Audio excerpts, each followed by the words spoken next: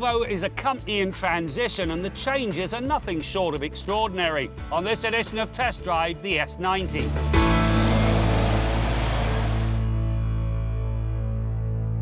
The reinvention of any car company is something to be done very carefully, but in the case of Volvo, it was desperately needed because it was badly broken. The one area the company did not change was the safety aspect. It still ranks as one of the best should the worst happen, thanks to the likes of CitySafe, along with pedestrian, cyclist and large animal detection, lane departure warning, and on it goes. Everything else, though, was rethought and radically changed. The S90's cabin is elegant in its finish. Beautiful materials, two of the best front seats you'll find in the business, clean and uncluttered instrumentation, and this thing right here. If you can use a smartphone, you can use this infotainment system without delving into the owner's manual. It all comes together beautifully. The S90 is powered by a 2-litre 4-cylinder that is both supercharged and turbocharged. The combination delivers 316 horsepower and 295 pound-feet of torque at just 2200 RPM. The engine is smooth and it manages to keep its cool even when worked to the max. Now it's teamed with an 8-speed automatic transmission that slips through its gears very nicely. The combination brings an authoritative drive that's in keeping with the rest of the full-sized S90. You know, when Volvo announced they were going to use an all-4-cylinder engine lineup, a lot of people started to snicker. Well, that attitude is changing and nobody's laughing anymore.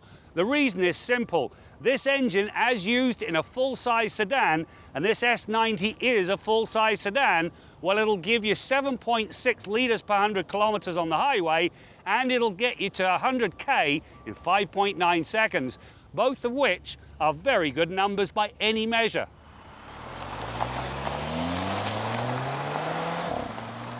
The power reaches the road through a sophisticated all-wheel drive system. It monitors everything from individual wheel speed to the throttle, engine output and engine speed all the way to the brakes. The system can split the power evenly front to rear. However, in the interest of fuel efficiency, it drives the front wheels once the vehicle is up to speed. Its action remains invisible, which is a good thing, and it transforms the S90 into an all-weather friend. If you get relegated to the rear seat, there's absolutely no need to fret. The 2,941mm wheelbase gives you no less than 911mm of legroom. Enormous. There's plenty of headroom and lots of width. In other words, it's a very comfortable long-distance cruiser. And if you go behind these seats right here, well, you'll find 500 litres of trunk space. The S90 rides and drives very nicely thanks to the load-levelling rear springs, the compliant nature of the front suspension and the ability to tweak the chassis. There are 4 different driving modes: Sport, Eco, Comfort and Individual. In each case, the mode tweaks the steering, throttle response and shift points. For me, Sport was right, although some will find the steering a little heavy. This is where Individual comes into its own. Pick Sport for all the settings except steering, which you leave in Comfort. Through the pylons, the S90 ended up feeling a lot lighter and smaller than I really expected.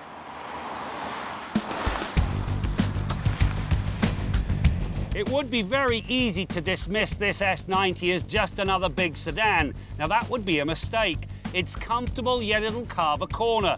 It's powerful, but it's also fuel efficient. It all bodes very well for a company in transition.